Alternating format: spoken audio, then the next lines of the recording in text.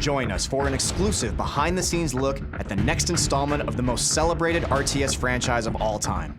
This is Command & Conquer: Beyond the Battle, Part 1. When our community installs the game, they start to play it, our veterans, the people who've been with CNC since '95, when they install the game and they start playing, all I really want from them is to go, holy crap, this is Command & Conquer. This feels like a Command & Conquer, a classic Command & Conquer game. It feels like Generals. So the core concepts in the original Command & Conquer RTS games were really about building a base, defending that base, and building an assault army that you could go attack the other base. First thing we said is we need to kind of wash the stain of CNC4 away. And to do that, you really have to get back to your roots, to get back to what it was that made your fans in the first place. Well, to me, the roots of Command & Conquer are always about base building that doesn't feel like a chore, harvesting that doesn't require your full attention, and a focus on fast action and lots of viable strategies in the actual combat. Going back to upgrades and abilities that matter, player powers that feel visceral, and then at the same time, super weapons, commando units are back, and then we're adding a couple new flavors in there like caster units that we haven't exposed yet to the public.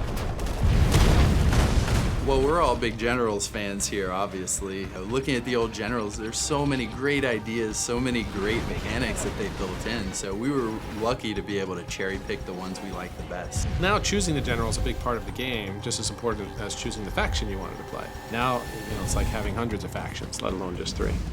Each general will have its own set of abilities, upgrades, even player powers will change as well. Also, units will be dynamically taken out and different ones will be put in based off of what that niche of the general is. The new generals that we're adding to the armies are really going to keep the gameplay fresh, right? It should make the game fun, enjoyable, and interesting for years to come. So what I really find exciting about the next Command & Conquer is that this is a product that's going to be aimed directly to consumers, going directly to consumers and appealing to them for the success of the product, but more importantly for the feedback. So fan feedback and metrics are absolutely amazing now in a connected environment.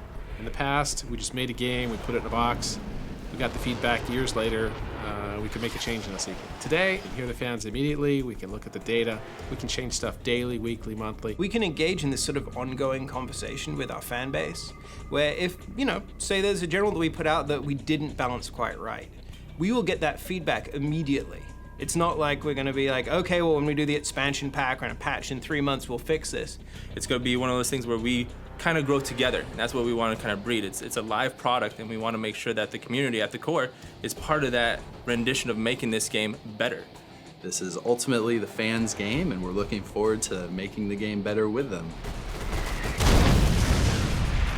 Absolutely, I'll play the new Command & Conquer when it comes out.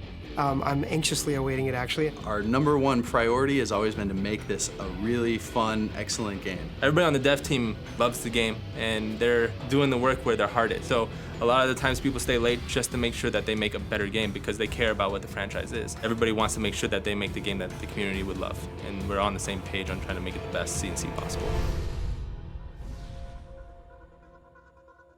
Hopefully after doing this, I'll be on the beta, right guys?